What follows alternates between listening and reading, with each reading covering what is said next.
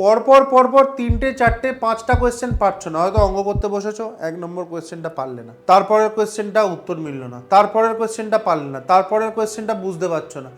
এইখানে একটা মনের মধ্যে ভয় কাজ করতে শুরু করে দেয় যে আমি তো কোনো অঙ্ক পাচ্ছি না, বুক ধুকপুক করতে শুরু করে দেয়, আমি তো কোনো অঙ্ক পাচ্ছি না, তাহলে কি করে হবে, তাহলে তো কোয়েশ্চেন খুব শক্ত হয়েছে, আমার প্রিপারেশন ভালো হয়নি, আমার গেল।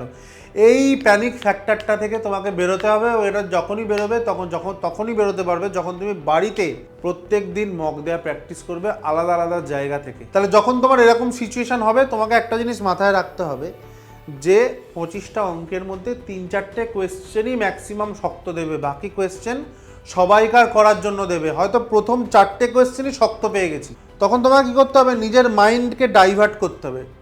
ডাইভার্ট করে কি করবে, তুমি ম্যাথসটা 1 নম্বর থেকে শুরু করেছিলে, চেঞ্জ করে 25 নম্বরে চলে যাবে। এবার তুমি 25, 24, 23, 22 এভাবে করতে শুরু করো।